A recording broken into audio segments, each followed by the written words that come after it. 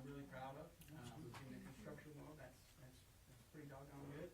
And we're getting them complete within 2 days of the punches being created on average. So there's obviously items that'll linger for procurement, different things, but the team out there is doing an exceptional job of pushing us through to the finish line here.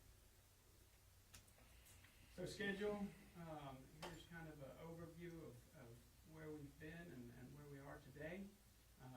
So we are, just beginning Q3 of 25, and so we're getting very close to substantial completion. The commissioning of the building will start within the next few weeks. That's going through commissioning all the different systems and getting all of your final completion documents put together.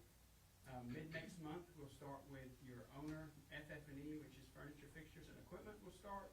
We'll start to build out your data center. The city, that's something that Charlie will be doing, to come in and start building out that data center so we can start to occupy the building for its intended use.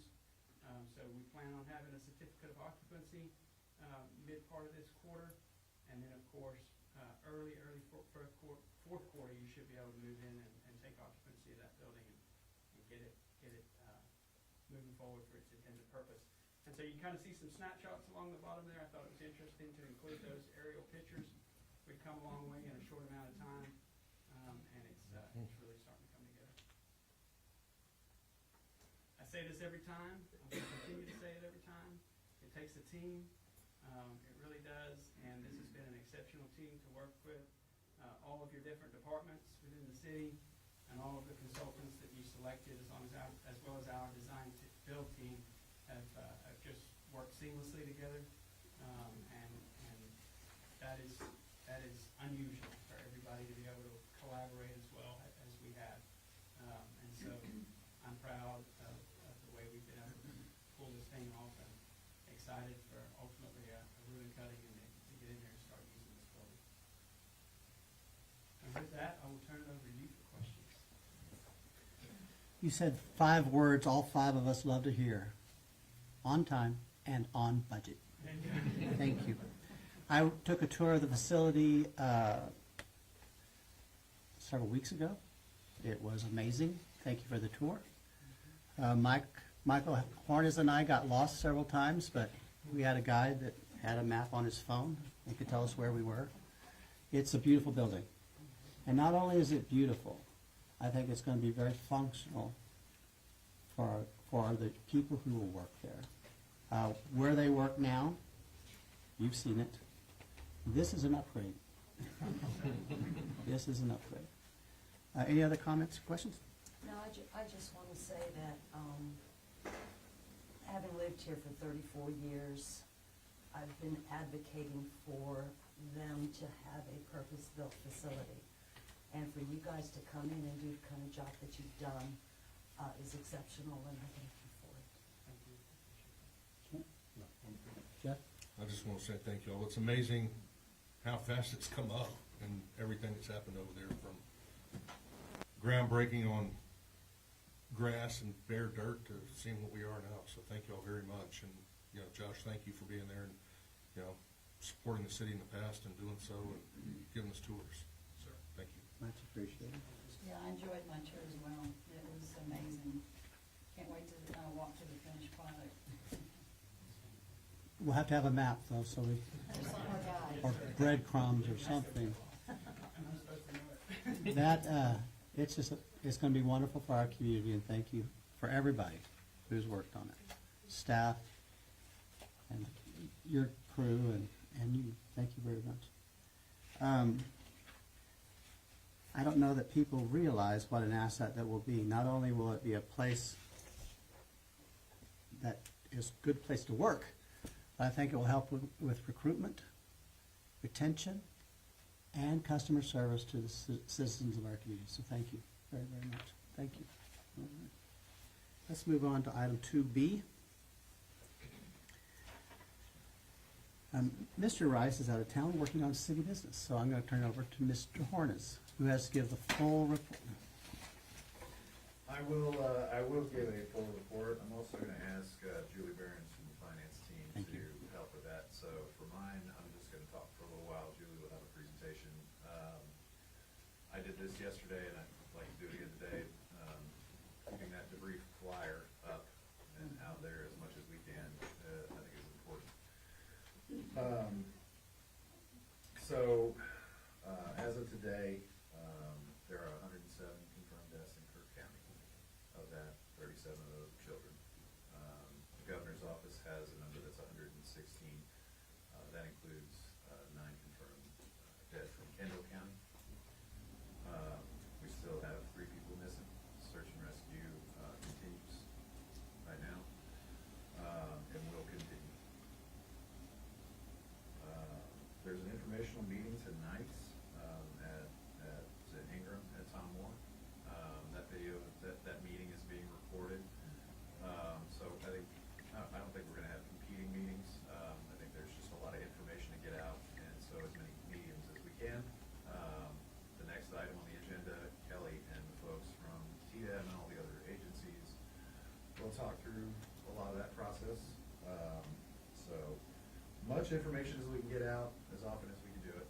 I still say talking to people face to face is the best way, so we've had a lot of great discussions with people about helping get this message out, and they've been really kind to do so.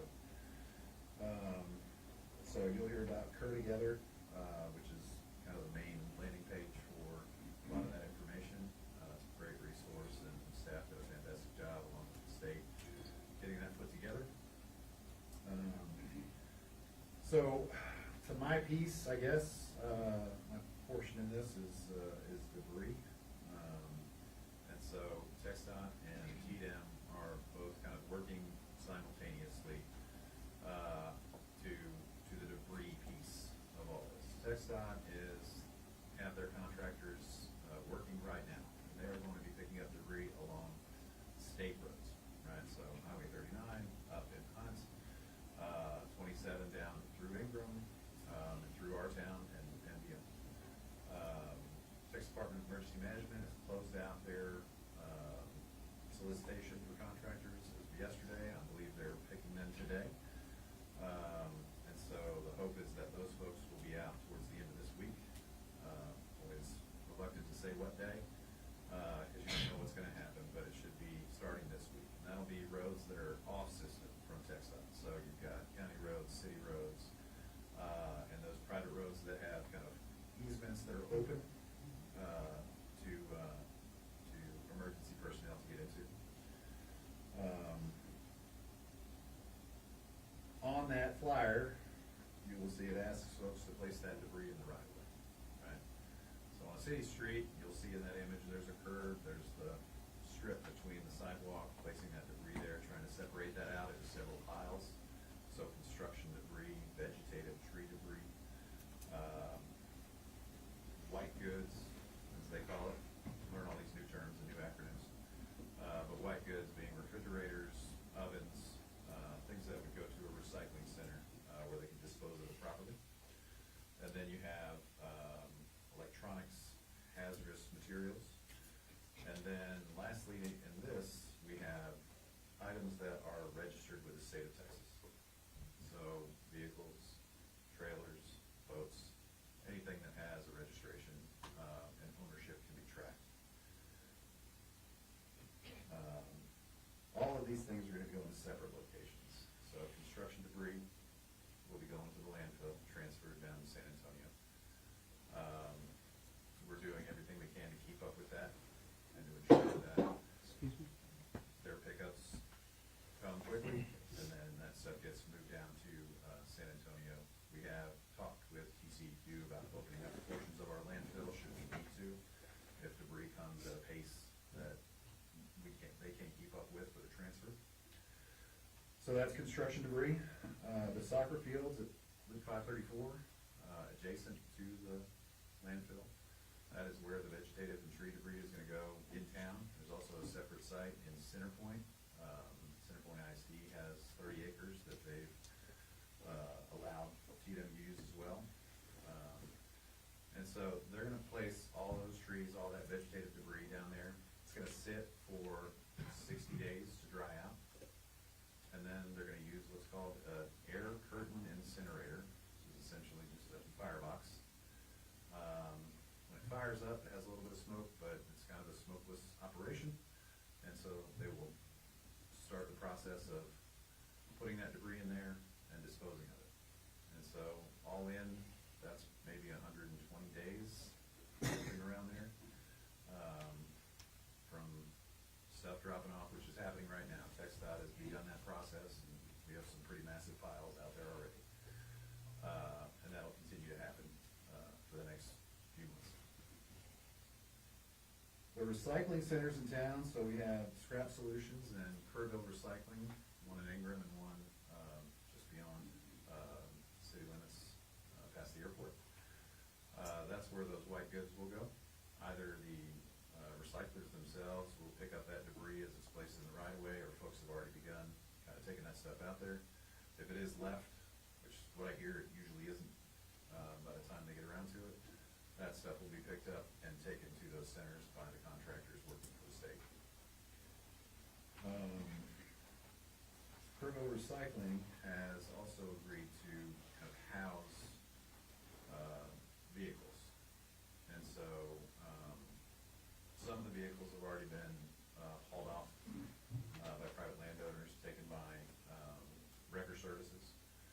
The sheriff's department and the police department are doing their level best to kind of keep up with all of that information. But as you can imagine, in the first couple of days, some of that stuff might have gone out. So we're doing everything we can to track it. One of the reasons we asked the recyclers to house that is because they wouldn't really incur lot fees as you would at a record yard. And I think a lot of this is gonna go unclaimed for a while, and some if ever.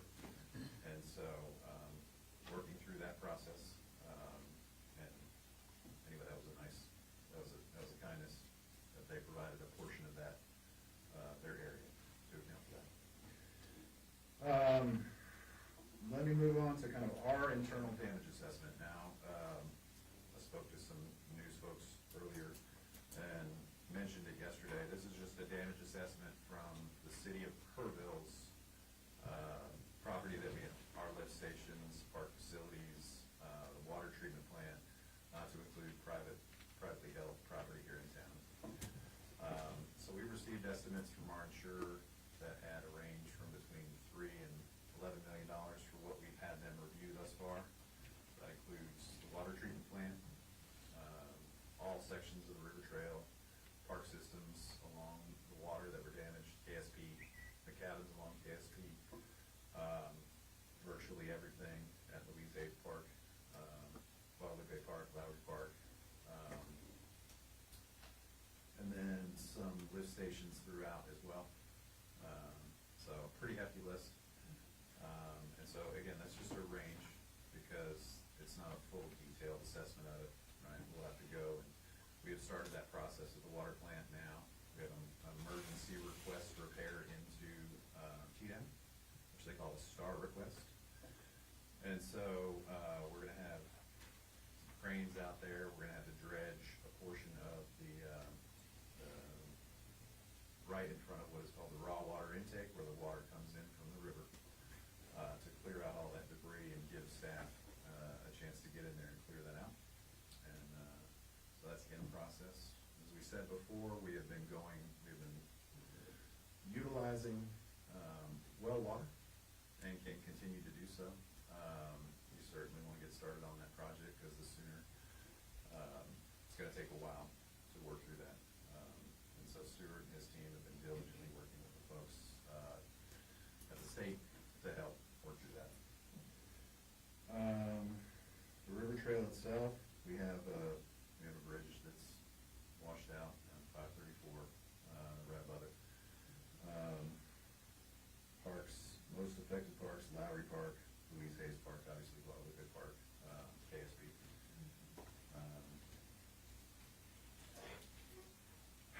Lastly, we've started talking recovery with TDEM folks, but we're too early into the process to kind of start really talking about that. So it's all just, we're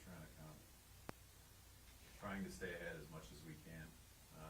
Lots of folks have been great providing resources for us just to, hey, if you're not thinking about this, you need to start thinking about this. You know, sadly, it's places that have been through these kind of things before. And so we're taking all calls and that, Mr. Mayor, I can turn it over to Julie, and she can go through her piece, or if you all have questions, do that. I just have one question. Is this flyer available on the city website? So it's on Kerrville. Excuse me. We make it available anywhere and anywhere we need to. I've plastered this thing up as much as possible. Yeah, Yeah. it is on the website. Thank you. There we go. Ms. Egerman? Okay, I'm gonna ask this question because I've been asked this question a lot. The three missing, that seems to be a question I get from many folks. Who would be able to answer that question as to the accuracy of that number and how they arrived at that number? Is that, it's not us, but No, it is not us. So it's gonna be the sheriff's office, it's gonna be the police. I can give you the summary as I know it. So we fielded any number of calls, starting on the 4th, all the way up until, now. right. I'll give you an example of a call that I received from someone in Florida who said, I had a relative who was last seen in Vernon. Gave me all their information, and that was 4 days prior to the event. That was a person who was listed as someone who was missing. And many, many, many calls like that. And so through thousands of people working to kind of vet every one of these, they have determined that those people were not here, have been found safe, do not exist in some cases, and reduced that number down to those three. Thank you. I just needed a little bit of an explanation myself, so. Chief, does that suffice as an answer? Yes, sir. It's actually the Texas Department of Public Safety is tracking all the missing and deceased. Yeah, DPS, sorry. Jeff? Anything? Kit? Brenda? All right, well, we can go on to Ms. Barrett. Good afternoon. So as Michael said, we each have our own role within this event. And so finance's responsibility is to track all the expenses related to this and make sure our procurement processes are in place to set us up for the best possible reimbursement for eligible expenses as we go on. So why don't we just talk a little bit about what that process looks like tonight, and then answer any questions that you might have. Keep in mind, it's very preliminary at this point, but we have gathered detailed data every day. So we set up a special project within our accounting software to be able to track expenses directly related to this project, so keeping those separate from other operational expenses. Departments are submitting super detailed information to us every day, the activity logs, time spent, machinery and equipment used, hours that we're using, all of those things, supplies that we have to buy.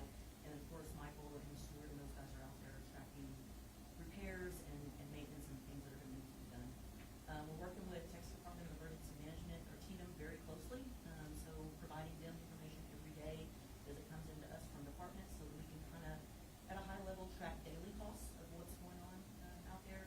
And then they're helping us also with FEMA grant requirements and how we're going to do that process, so we make sure we're meeting those requirements ahead of time, and that we're positioned to take on that grant when the time comes. Risk management and department directors, we're working with TML, our insurance company, to do damage assessments, as Michael said, filing those claims, and then that is gonna be ongoing for some time, so I don't think anybody's really ready to speak to what that looks like yet, but just want you to know that is happening. So we did some estimated expenses yesterday. Keep in mind, this is very high level. This is just high level information that comes into us every day. How many employees work on the event each day? How many hours have been dedicated to that, and about the expenses that we've incurred right now. So as of yesterday, almost 15,000 hours, that's regular and overtime hours, that are being dedicated to response to this event. About $620,000 in salary costs, and keep in mind, that's just salaries, there's no benefits or anything attached to that, so, when we go to look at reimbursement, we'll of course, do some expense there. About 8,000 hours of equipment or vehicle use, has been expended to this, and again, repairs and supplies, it's not been yet determined, but we are tracking expenditures as they come in and dealing with some larger procurement things. I did wanna kinda mimic, what Michael said, and give a shout out to TM. They've been super supportive of us. They've provided us inspectors, medical team, finance support through this event, and helping us kind of guide what next steps are. They've given us planning personnel, a lot of different supplies, some of them larger than others, and of course the debris management that they're doing. So definitely wanna give credit to them and their experience and their expertise in what what they've offered to the community. So this is just kind of a snapshot so that you can see what happens, what's the channel here. So obviously City of Kerrville at the top. Texas Department of Emergency Management is the go-between between us and FEMA, basically. And they have two buckets. So as Michael said, they have the emergency response things, so the things that they're paying for out of their budget. So that's what he mentioned, the STAR request. So if we have a request for something, we put it into them, and if it's approved, then it stops there. The city's not responsible for it at that point. And there's been some pretty big dollars expended to them.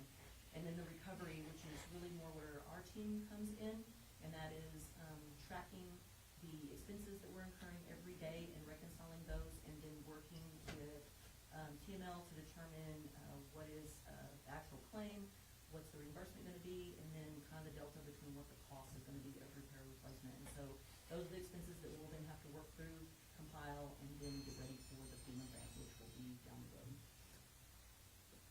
So next steps, we'll continue to track those expenses every day. Our department directors are doing a great job. Every department has assigned a point of contact, and so they're compiling them as a team and sending them to us in detail every day, and we're determining what is eligible, what is not, and then working through a reconciliation process on that. Again, we'll determine the variances between insurance reimbursement and actual costs, and then start working on getting things ready to prepare for FEMA. So it's going to be a long process. We don't expect to see anything for probably 18 months or longer. We went through this before in two separate incidents, once with COVID and then once with winter storm. And it is a very long process, very tedious process to get to that reimbursement process. But we're committed to it and think we have the process in place to be successful. Yeah, I have several questions. Please. Can I start? Please, go ahead.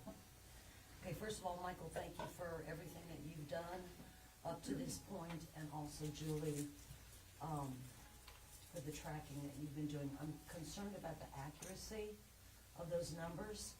I know that on the kertogether.org or that website, there was a QR code, and Delane and I were manning the entry at the EOC for 3 days, and that QR code that was supposed to signify you checking in and checking out, it was supposed to compile your hours daily, and that didn't even show up until the third day. Yeah. And so all the hours that were spent by all those volunteers prior to that third day, none of them were checking in and checking out. So I feel as though the numbers are way more than what is indicated on here. And how do we know? Because I had heard that when you check in, all that information goes to TDM or wherever, and it kind of gives them an assessment of exactly how many man-hours were spent on this event, and then they attribute some sort of cost to that, and I think the cost amount was $33 an hour or something, and then that's what tells them what the value is that we need to be reimbursed. Yeah. So two different things, really. So the burn rate that you're seeing every day, those are estimations. So departments are actually providing that. So I think two different answers to your question. Departments are providing that to us on a daily. So like Chief Haley will send us and say we had 20 officers working and they worked this many hours and these were the units they drove. And so we're providing that to a high level to TDM, not down to the reconciled version. Okay. We're also collecting detailed information. So we have timesheets, we have the project that we're using, all of those things that are being compiled in detail on the backside. So the situation rep that you see every day is really estimated because they're asking us for that every day. There's no possible way we can give you fully detailed information every day. We're just trying to get a roundabout idea based on a burn rate or an average cost per hour across the entire organization that's applied to that to say, today we spent about X. So that's estimated. When we get down to really starting to work on our FEMA grant, what we're collecting in our department is much higher, a lot more detailed than that. I mean, it's down to the timesheet, we'll reconcile all the way back to the bank statement. So the volunteer side is going to be a little trickier. So there's two things to know. Only volunteers for the city of Kerrville will be counted towards our match, and we can have a larger FEMA conversation later. Okay. We've been doing a pretty good job of tracking that of late. Those first 2 days, Right. came out in groves. And so there's going to be some gaps. Those aren't hard costs, so if there's a reason to it, there's not hard costs. So we're going to capture what we can from a volunteer. I think one of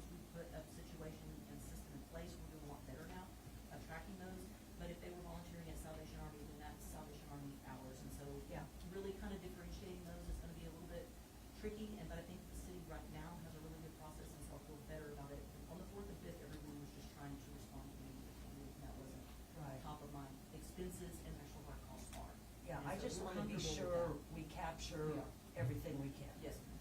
Yeah. It's gonna be tricky, but we're gonna get as much as we possibly can Okay. as far as tracking on those, assault calls. All right, Kent, thank you. you have anything, Kent? No. Jeff? Elaine? No, but I remember, the first time I met you, Ken, is that right? Okay, it was at the landing when we had that meeting, and I think it was a week and a half after the 4th. That's when I finally realized what the QR code's purpose was. So I do think, I know what Brenda's saying, we were just so inundated those first couple of days. We just saw that and thought, oh, it's a head count for dinner or something. So anyway, there's probably gonna be more than we know when Right. it came. I don't know I don't know where they went though. They may have gone to Salvation Army or somewhere else, so. We're doing the best we can on those Right. kind of things for those first few days. It's a great idea though, Yeah. because everyone has a plan. So these are not include, I'm just asking Brenda that included volunteers, so we're not getting reimbursed for volunteers. No, but it So gives, no, but it counts toward our portion of Yes. what we're required, to match the grant. So FEMA said they're gonna pay 75% of eligible expenses, and we're responsible for 25. Any in-kind, donations that we were to receive will count against our 25%. So FEMA has calculations that they use for X man hours is this much per hour, and that's how they base their eligibility. So equipment has a rate and vehicles have a rate, and so it's very detailed and very kind of complicated, but, basically it counts towards our total responsibility of the expense. So it helps us, the volunteer hours. So the CERT team, that was managing the traffic.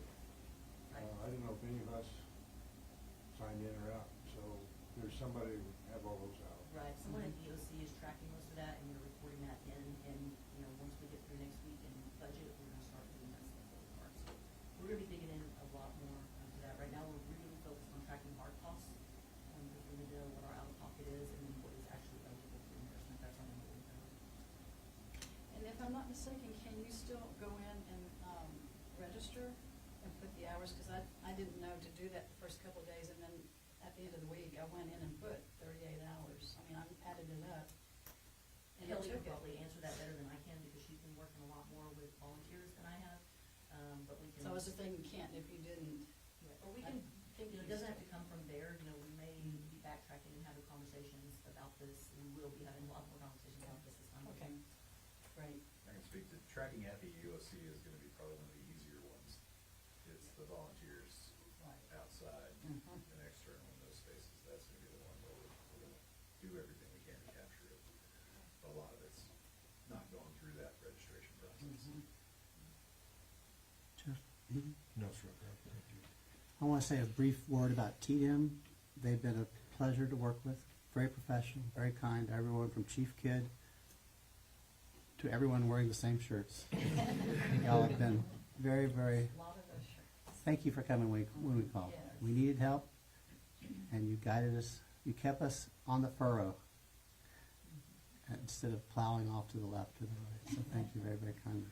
The whole state of Texas really was, Oh, the whole amen. departments were really fabulous. So the amount of people that showed up and dug in from DPS and the game wardens and on and on. It was really amazing. Amen. Yeah, we called for help and the world answered. It was nice. All right, anything else on 2B? 2B or not 2B? Let's move to 2C, Community Recovery Update. Start with Ms. Hagemeyer. Hello.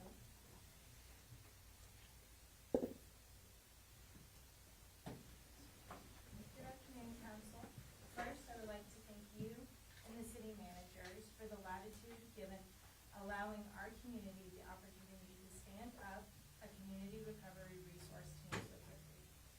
We have a healthy amount of organizations presenting to you today, giving a very high overview of resources available to individuals and businesses and how the community can engage for assistance. So first, we will start with the American Red Cross. As you present, please state your name and, if you care to, your address for the record. All right, I am Melody Gajewski. I actually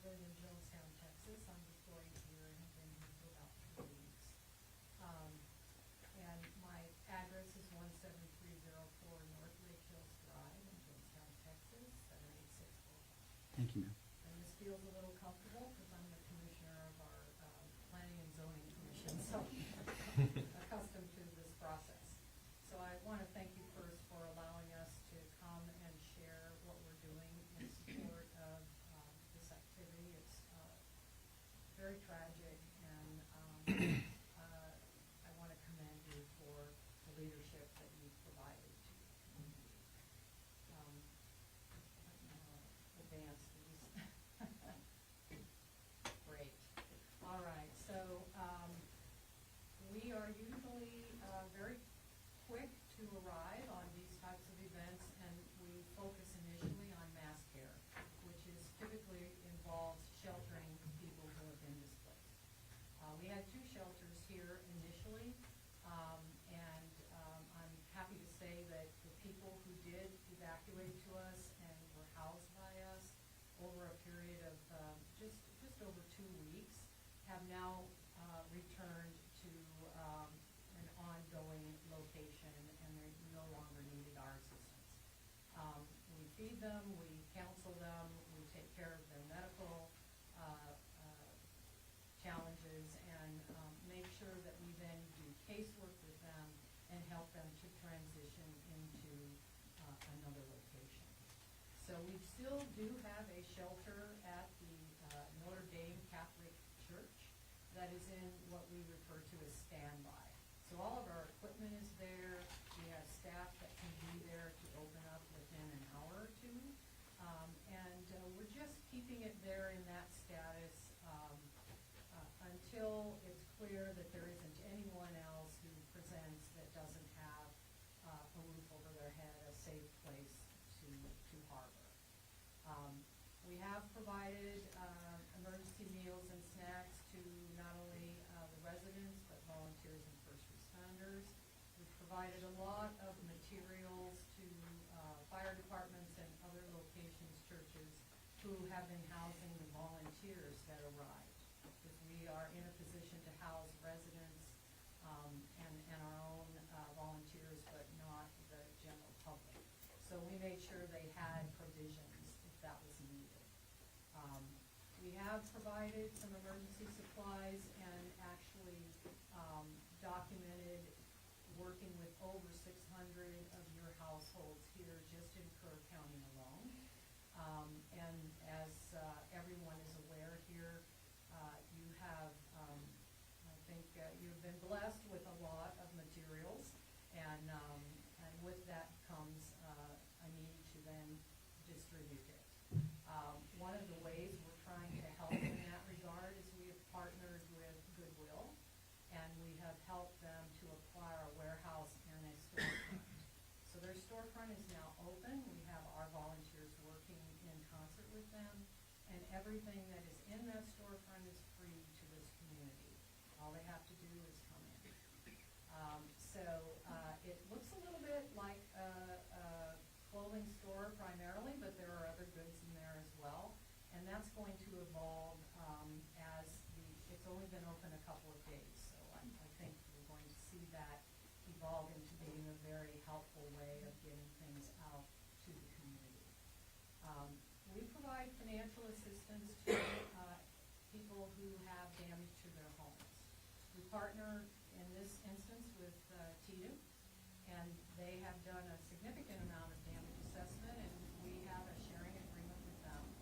And then anyone who contacts us who has not been done either by our staff or by the Texas Department of Emergency Management, we will then conduct an in-person visit to that location. And we capture pictures and the status of the damage, and then we go ahead and contact, if we have contact details,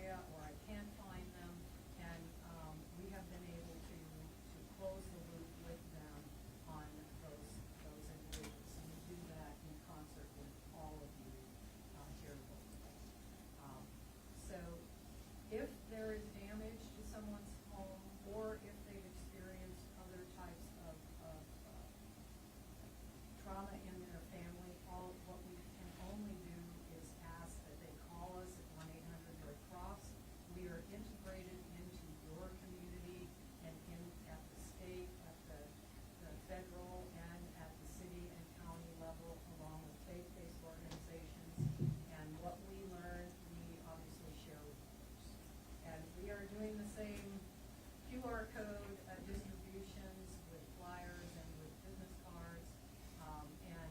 Just trying, anybody can register with us, and with the sharing that we're doing, we're able to make sure that we can help them, one of your organizations can. So I'll just leave that and see if there's any questions. Any questions? Well, thank you for your service to our community. Yeah, on behalf of the city, thank you very, very much for your help. Kelly, who's next?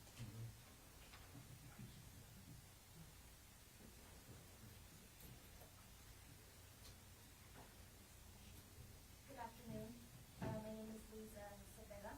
I am here to speak on behalf of the United Way of San Antonio's 211 Helpline. Need my address, right? 8838 Dugas in San Antonio, Texas, 78251. For those here that don't know, the 211 Helpline is a statewide information referral helpline for health and social services. We are also responding disasters. Our main job and our main care is to make sure that we have the information, the current up-to-date information of what all of these wonderful organizations are doing on the ground, so that when someone calls us in need of resources, for disaster-related resources, we are able to give them the most up-to-date information. We are a 24/7 helpline. Right now, we have specialists or information referral specialists at the Family Assistance Center on Kitty to make sure that if families come in, we are able to face-to-face connect them to any additional resources that they may need.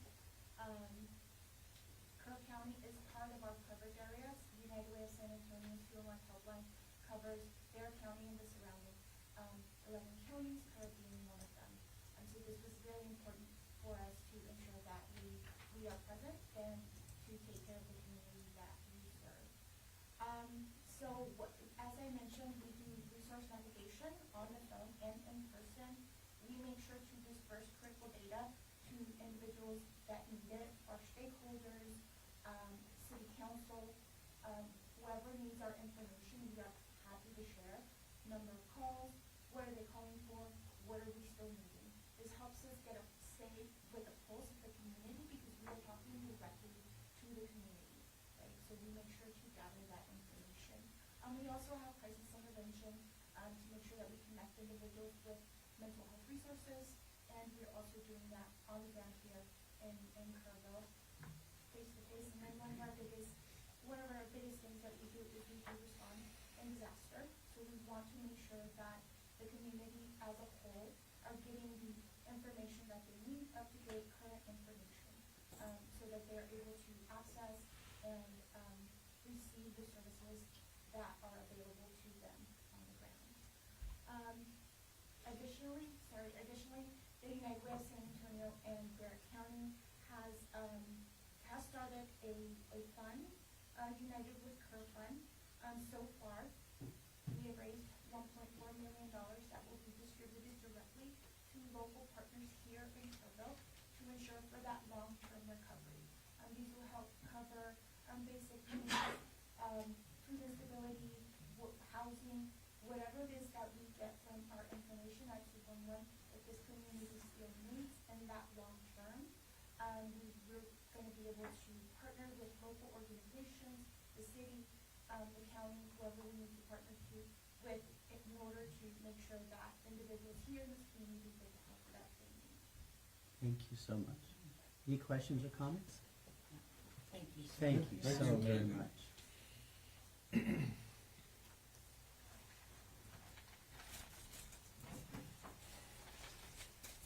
Good evening, Mayor, Council, Tom Bach, 155 William Tree Lane, Kerrville, Texas. I want to thank you for your leadership during this time gathering of our community, and I want to thank you, Mayor, for the request for prayer as well, too. That's what's going to make us stronger and better and get us through this. We're here today on behalf of Curry DC, but I want to let each and every one of you know there was not one single organization that was successful, and it will show our efforts and everything that was put together. Many others, besides those badges that are on this, came together at the time of need and helped us through this first stage, which is what we call our short game, and then we are going to talk about long-term recovery as well. So we started very early on, launched and branded the Kerrville Together. We spearheaded, Kelly Hagemeyer, myself, and Mindy sat around the table and decided and understood the magnitude of the situation and determined at that time we needed to create a team, a task force to help us through our processes and what was our next steps, and called on former Mayor Judy Eichner, Ray Appel, who is here, put together a team that coordinated and helped us as we were coming up with programs to put and launch for the impact of our local businesses, and coordinated a cross-agency coalition.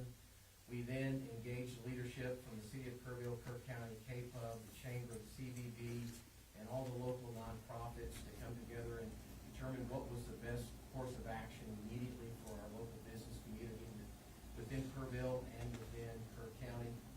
One of the things was to deploy a business intake form, which was a sheet put together to go out and find out the immediate needs. Judy Eichner gathered a room full of realtors, gave them their marching orders, and went out immediately with one task, and to go out and hold their hand and give them a hug. And I must tell you, the feedback that I received from the business community and from the realtors and the response of the business community was overwhelming. The form was filled out in real time. We were watching it grow. And from that point, we started using, again, Kerr Together as a way to collect all this information and data.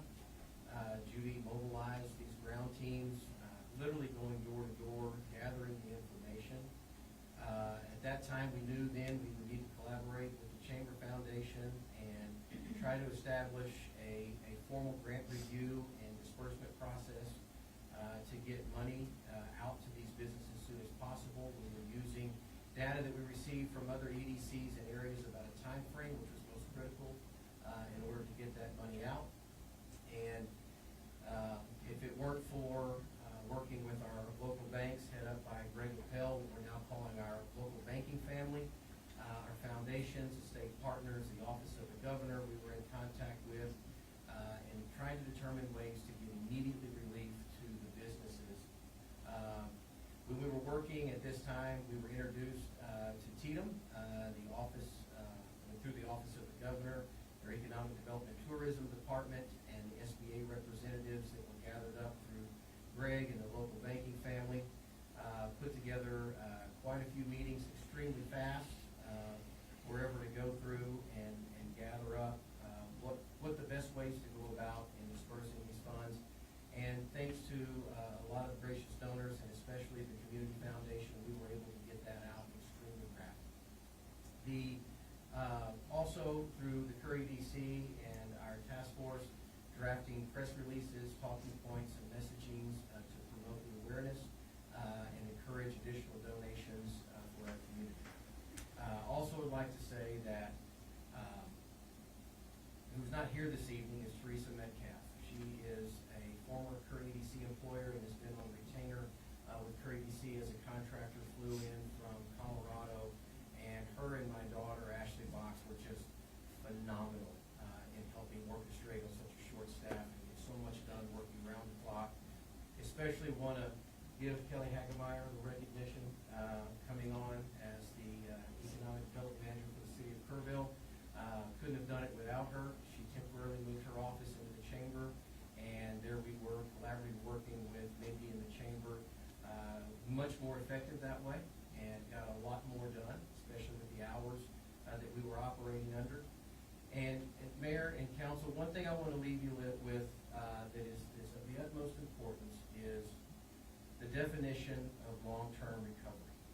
For those that were affected, long-term recovery began on the 5th.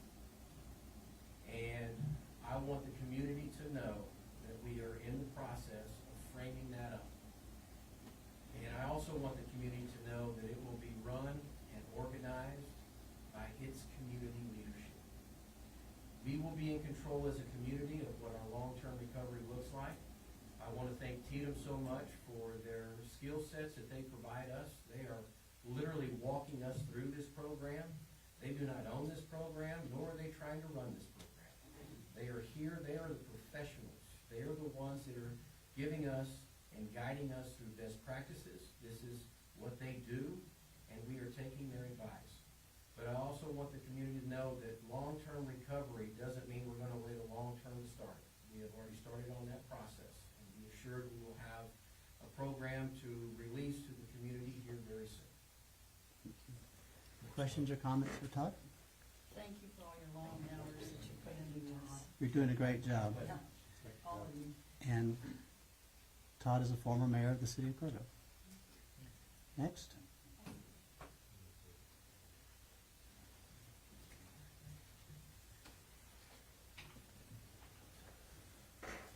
Mr. Mayor, council members, to everybody else present, good evening. My name is Gabriel Perales. I'm a Public Information Officer in the Small Business Administration Office of Disaster Recovery and Resilience.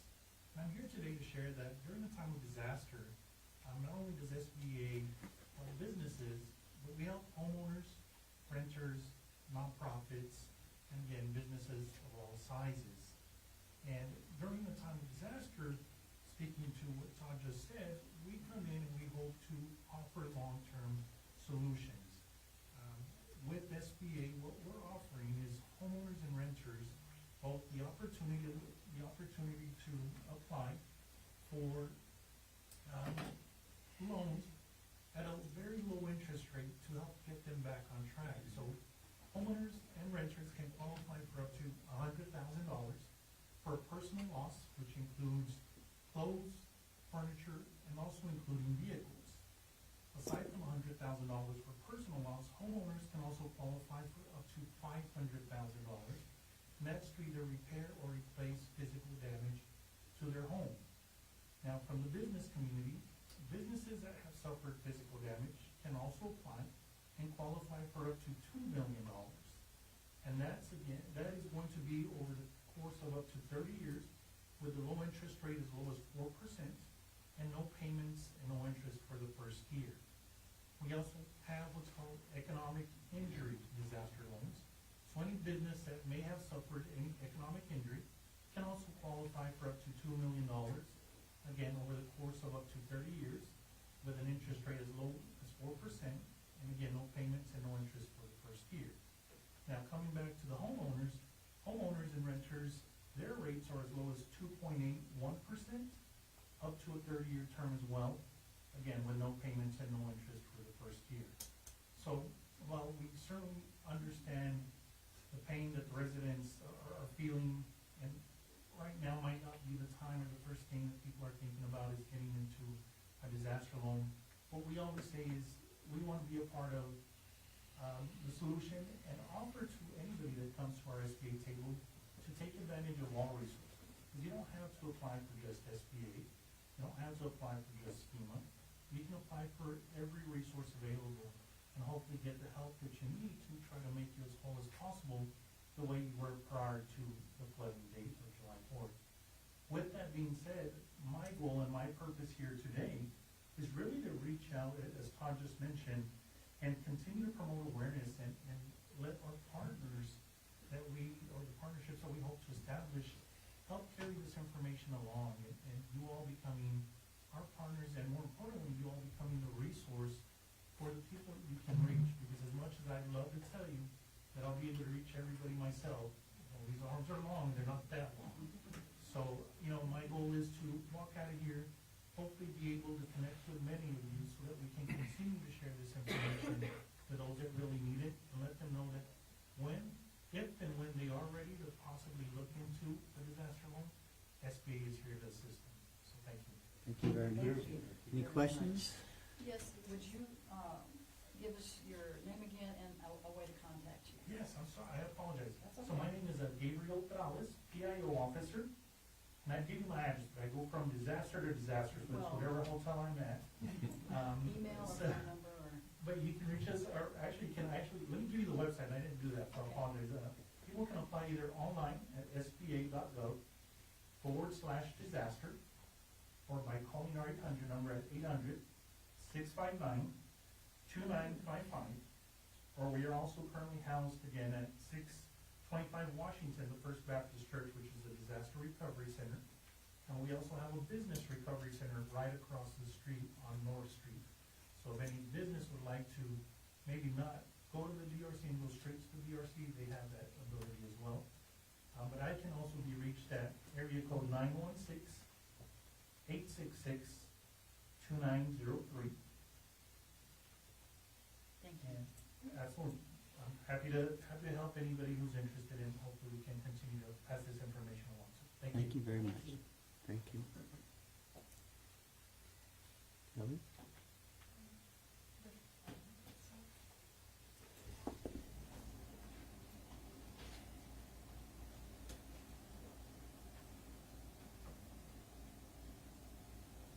Good afternoon, Mr. Mayor, and ladies and gentlemen of the council. Lit Fund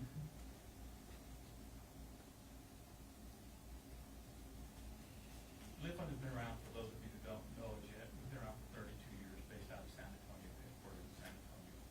Our mission in normal times is to help small businesses obtain capital that cannot obtain capital through normal channels such as traditional banking.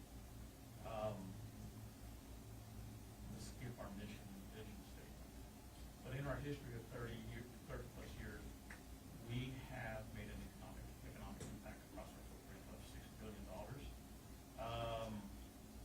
Over 28,000 loans made, and have helped create 104,000 jobs. So what are we doing to help here with this unfortunate event?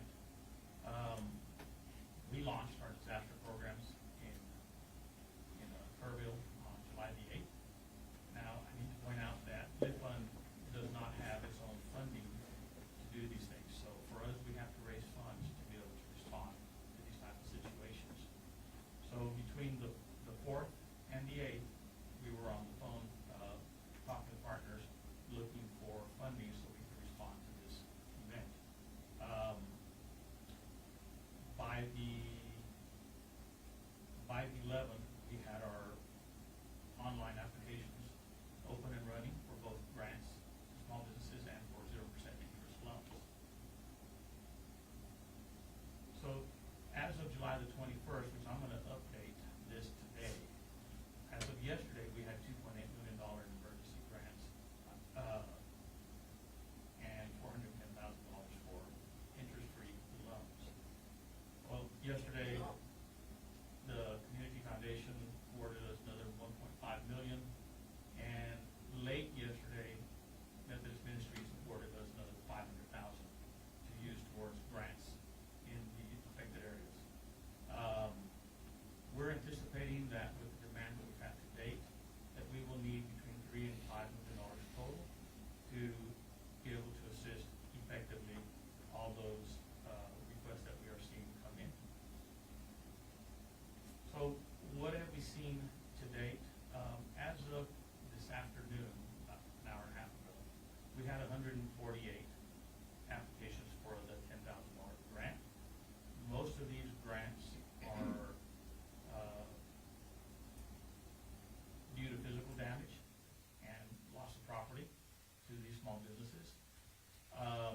Grants are awarded up to $10,000, and we're not just giving a flat $10,000 to every applicant. We assess their needs, and if it's property loss, and if it's a business that has had their revenues impacted, we'll assess 3 months worth of their working capital needs, historic, and we'll determine how much they could use based on what their historic use of that money has been. So it's up to $10,000. Most of them are getting up to the $10,000.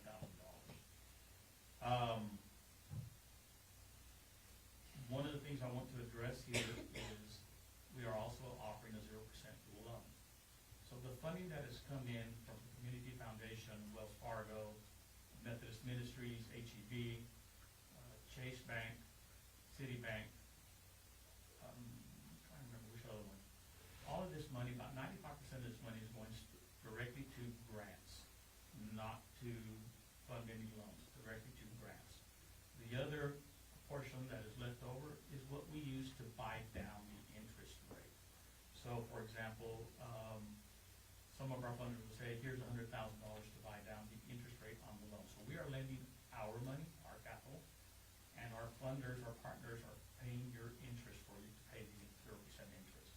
There was a misconception that we were using the money that we're being granted to make the loans with, and when the loans were repaid, we would use those funds for other projects. That is not the case. We are funding the loans with our capital, and the money that's been given to us in grants is buying the interest rate down to 0%. So as of today, 147 grant applications, about 25 loan applications. Spoke about the details of the grant. We are set up here in Kerrville at the Happy State Bank location on Junction Highway. Thank you, Happy State Bank, Greg, for allowing us a space to operate out of so we can meet people in person. But the most efficient way to access our grant application is go to our website, which is www.liftfund.com. There is a banner that says Hill Country Disaster Relief on the homepage. Click on that banner, it'll take you straight to the grant application and the loan application. The loans are up to $50,000, and they're up to 54 months in term with a 0% interest rate. We do add a 5% commitment fee into the loan amount. Liftfund being a not-for-profit 501c3 organization, that 5% commitment fee that we add into the loan helps cover our overhead. And we need to keep our doors open so we can continue to operate and continue to help and respond in the future to small businesses across our footprint. Do I have any questions at this point? And I'm sorry, I did not introduce myself. My name is Adrian G. Gonzalez, Chief CDC Officer for Liftfund. I live at 4870 Laurie Michelle Road, San Antonio, Texas. Thank you for introducing yourself. Thank you for all you're doing. I've heard good comments from your work, so I really, really appreciate it. Any comments from council? No, Thank you very much. Thank We you. need to make sure that we also thank Greg, Of course. former EIC chair, but he's been instrumental in getting this information out. All the bankers are involved in here locally, Greg, so thank you for your leadership in that as well. Amen. Thank you, Craig. And just a comment, on behalf of the banking community, we stand ready to support the local businesses as well. We understand we have a role to play, and so we are ready, willing, and able to do so. Thank you, Greg. Thank you. Mr. Gonzalez, thank you. Who's next? I know her. I've met her before. Good evening, Mr. Mayor and members of council. My name is Mindy Lindley, and my new home is 1700 City Baker Street, Kerrville, Texas. Well, I wish I was kind of joking, but I'm happy to be there and happy to have a roof over our heads. For tonight's presentation, I'd like to give you a brief history of the Kerrville Area Chamber of Commerce Foundation, because it is a brief organization. Our mission statement was just evolved. I will say that on July the 1st, the Chamber of Commerce Board of Directors seated the last board member for the foundation board on July the 1st. And we know what happened on July the 4th. On July the 5th, we established the Kerrville Area Rebuilding and Recovery Fund Phase 1. Within 4 days, we were processing grant applications and dispersing money on July the 10th. Since this has been submitted, we have had some changes. I will tell you, unfortunately, there's fraud, and we are being very protective of our donors' money and our applications for our business community. So how to apply, you have to come in and talk to us. No longer can we accept applications via email. Who can apply? Any business in our area, the Kerrville area. And we must submit just basic information, driver's license, EIN, articles of incorporation, that kind of thing. Our phase 1 is going right now. It is now open, as it says, and we have rolling approvals and disbursements as funds are available. We have extremely quick turnaround. We have hired an extra person to come be with the chamber staff to do nothing but assist us in flood recovery. Our turnaround is 36 to 48 hours from intake to check presentation. As of yesterday, we have received $1,047,899 in funds. We have processed 93 applications and have distributed $755 to our small community.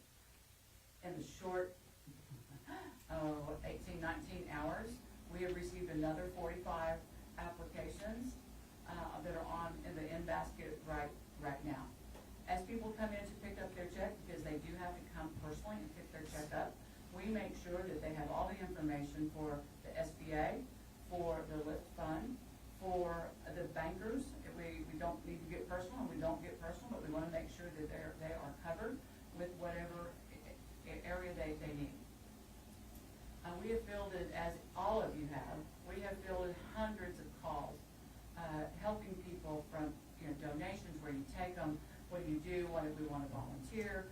We have small operations, we have single folks to stars that have called and wanted to help us, and I'm very proud of our team for handling each and every call with grace and compassion, and sometimes we just have to sit and let them cry.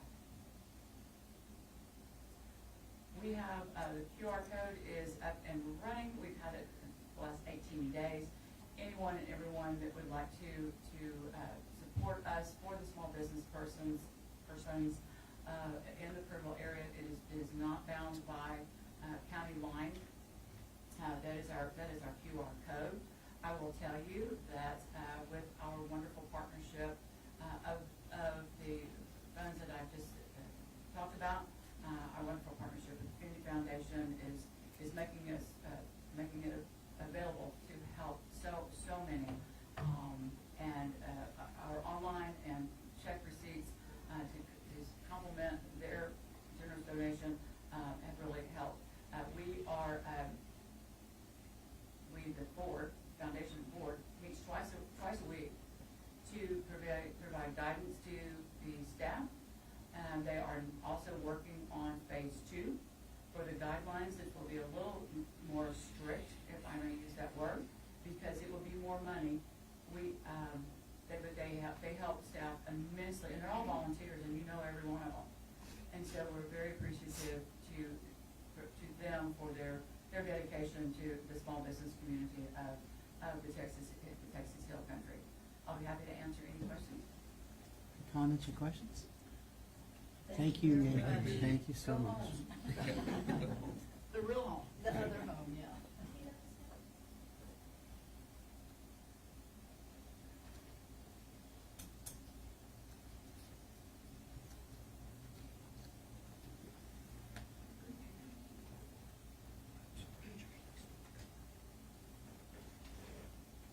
Good afternoon, Mayor and Council.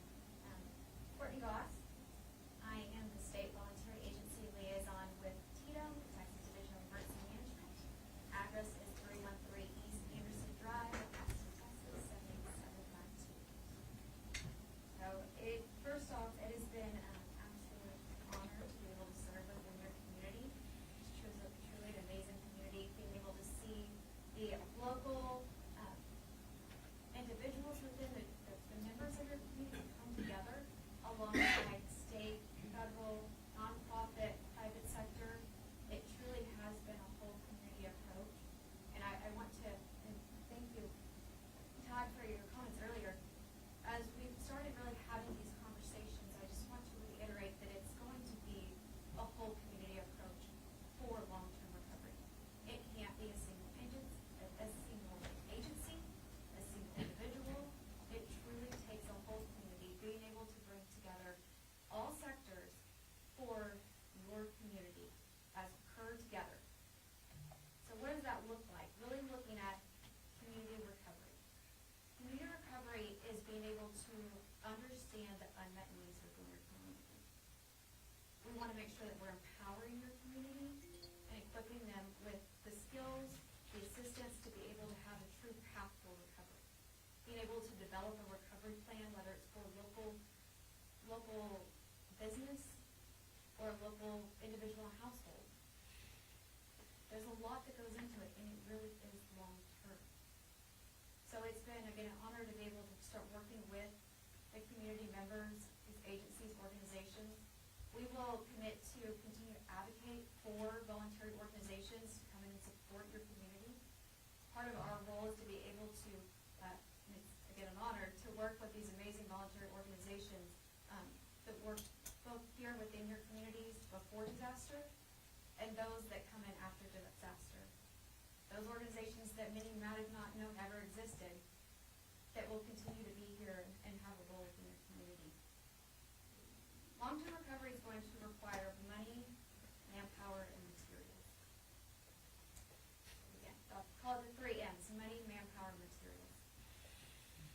Really being able to assess what is the unmet need. We want to be very strategic in identifying those within the community that have these unmet needs.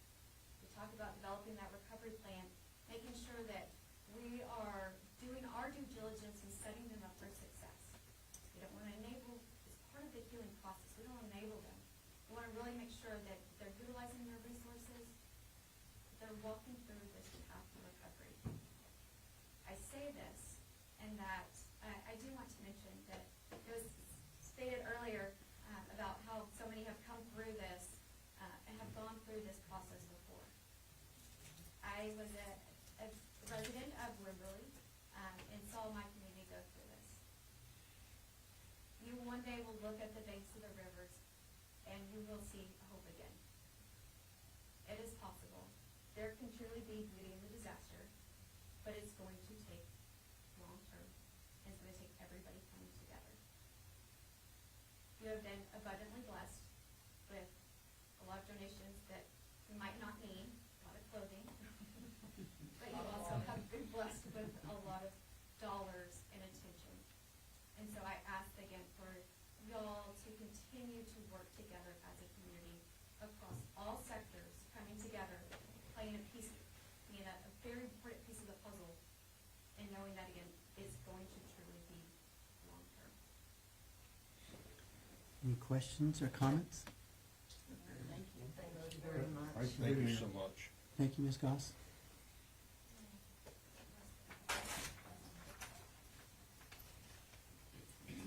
Oh, good.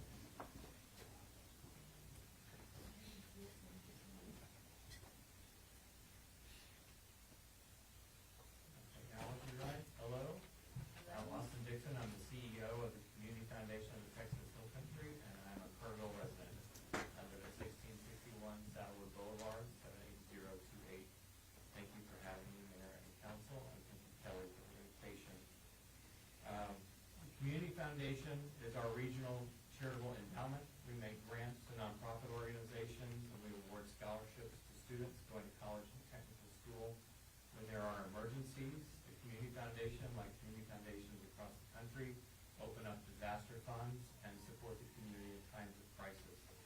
We did this for Uvalde in 2022. We raised money for the community as well as for victims. We delivered $23 million to 447 households in the wake of that tragedy. And we still have the Uvalde Forever Fund of Community Foundation with an advisory committee of Uvalde residents. And we've redone multiple parks and playscapes. We've supported long-term mental health. We helped build a children's bereavement center in Uvalde with 10 years of operating expenses. We've done a lot of good work there. In March, we set up the Crabapple Fire Relief Fund for Fredericksburg, and we supported that community in their time of need.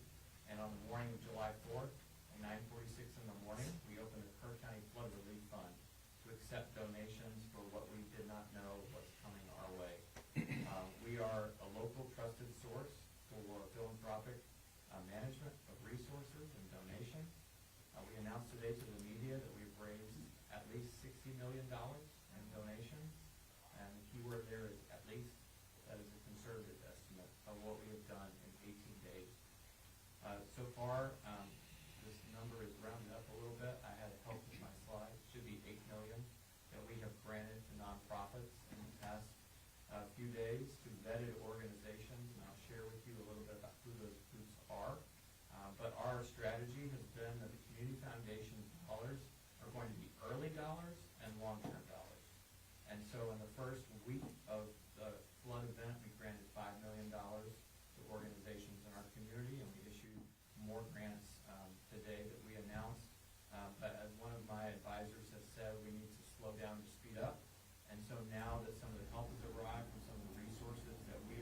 funded and also that we have befriended, such as TDM and also the SBA.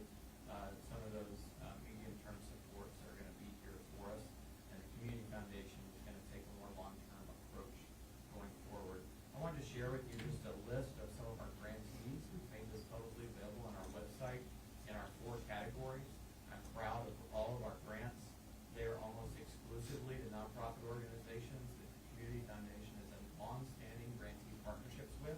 We know their staff, we know their board, we know their board chair, we know the old board chair, we know the old board drama, we know all sorts of